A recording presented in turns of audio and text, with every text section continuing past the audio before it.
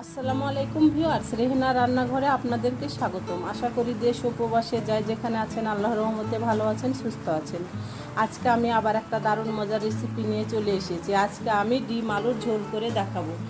এখানে আমি 6টা ডিম নিয়েছি। ডিমগুলাকে আমি বেশি করে পানি দিয়ে, পানিটা যখন ফুটে উঠেছে তখন আমি ডিমটা ছেড়ে দিয়েছি এবং পানির সঙ্গে আমি হালকা করে লবণ দিয়ে দিয়েছি। ডিমটা যখন সিদ্ধ হয়ে যাবে তারপরে পানিটা ঠান্ডা করে নিয়ে ডিমটা ফাটিয়ে নিয়ে তারপরে ডিমটা ছিলে নেবেন, তাহলে ডিম এভাবে খুব সুন্দরভাবে ছিলা হয়ে যাবে। আমি এবার হলুদ আর লবণ দিয়ে ডিমগুলোকে ভালো করে মাখিয়ে নেব। আমার ডিমটাতে হলুদ লবণ দিয়ে আমি ভালো করে মাখিয়ে নিয়েছি। এবার আমি কিচেনে চলে যাব। আমি কড়াই বসিয়ে দিয়েছি। আমি এবার দিয়ে দেবো তেল। এখানে আমি দিয়ে দেবো রেগুলার তেল, সয়াবিন তেল।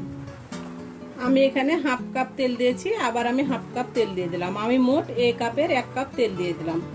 আমি এই তেলে ডিম ভাজবো এবং আমি এই তেলে রান্নাটা করে নেব। আমি তেলটাকে খুব ভালো করে গরম করে নিয়ে আমি ফিরে আসছি। আমার তেলটা খুব ভালোভাবে গরম হয়ে গেছে। আমি এবার দিয়ে দেব ডিম। আমি এবার ডিমটাকে ভালো করে আমি ভেজে নেব। আমার ডিমগুলো খুব ভালোভাবে ভাজা হয়ে গেছে। এবার আমি ডিমগুলো উঠিয়ে নেব। ডিম বেশিক্ষণ ভাজতে হয় না, তাহলে ডিমটা শক্ত হয়ে যায়।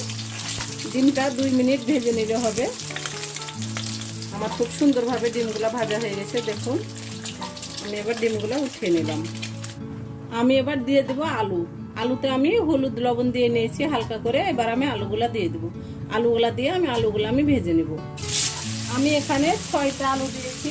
আপনারা চাইলে এর থেকে বেশি আলু ব্যবহার করতে পারেন এবং এর থেকে কম আলুও ব্যবহার করতে পারেন। আলুগুলো আমি ভালো করে ভেজে নিয়েছি।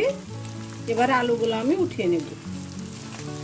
আমি এই ডিমের মধ্যে আলু উঠিয়ে নেব। আমি এবার আলুগুলা উঠিয়ে নিয়ে ফিরে আসছি। এবার আমি দিয়ে দেব হাফ চামচ জিরা, আস্ত জিরা। আমি দিয়ে দেব 2টা তেজপাতা। আমি দিয়ে দেব পেঁয়াজ কুচি। এখানে বড় সাইজের 4টা পেঁয়াজ কুচি আছে। আমি পেঁয়াজ কুচিগুলো দিয়ে দিলাম। আমি এবার পেঁয়াজগুলোকে ব্রাউন কালার করে ভেজে নেব। পেঁয়াজগুলো আমি ব্রাউন কালার করে ভেজে নিয়ে আমি ফিরে আসছি। পেঁয়াজগুলো আমার হালকা ব্রাউন হয়ে গেছে। আমি এবার দিয়ে দেব আদা বাটা 1 চামচ, রসুন বাটা 1 চামচ। আমি দিয়ে দেবো স্বাদ অনুযায়ী লবণ।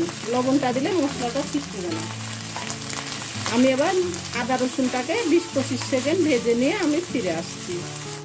আদা রসুনটাকে আমি 20 থেকে 25 সেকেন্ড আমি ভেজে নিয়েছি। আমি এবার দিয়ে দেবো গুঁড়া মশলা।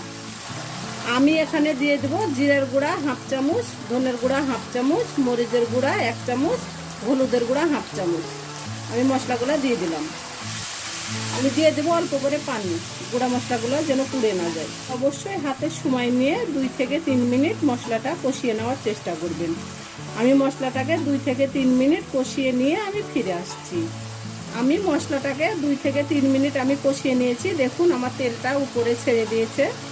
আমি দিয়ে দিলাম ভেজে রাখা ডিম আলু। অল্প করে পানি দিয়ে দিলাম। আমি ডিম আলুগুলাকে প্রায় 5 মিনিট আমি কষে নিব। আমি ডিম আলুগুলাকে 5 মিনিট কষে নিয়ে আমি ফিরে আসছি। আমি এবার দিয়ে দিলাম ঝোলের জন্য পানি। আমি এখানে 4-5টা কাঁচামরিচ দিয়ে দিলাম। এটাতে ঝাল হবে না, এটাতে একটা ফ্লেভার সুন্দর করবে। আমি ঢাকনা দিয়ে ঢেকে এর মধ্যে 2-1 বার নেড়ে চেড়ে দেব।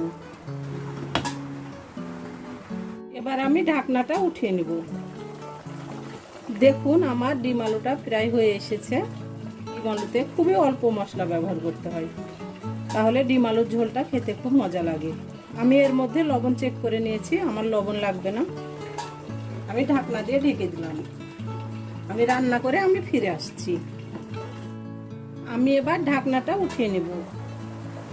দেখুন হয়ে গেছে আমার ডিম আলুর ঝোল। আমি এভাবে ঝোল করে রাখলাম। এখানে আলু আছে, আলুতে ঝোলটা টেনে নেবে। আপনারা চাইলে এর থেকে আরো ঝোলটা গাঢ় করতে পারেন। আমি এবার গ্যাসটা অফ করে দেব।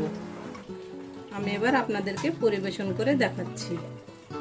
হয়ে গেছে আমার পরিবেশন করা। আশা করি আমার রেসিপিটা অবশ্যই ভালো লাগবে। যদি ভালো লাগে তাহলে আমার চ্যানেলটিতে লাইক, কমেন্ট, শেয়ার করতে ভুলবেন না। বেশি বেশি করে সাবস্ক্রাইব করার অনুরোধ রইল। তাহলে আজকের মতো এখানে বিদায়। আবার অন্য কোনো রেসিপি নিয়ে আসবো। সবাই ভালো থাকবেন। আল্লাহ হাফেজ।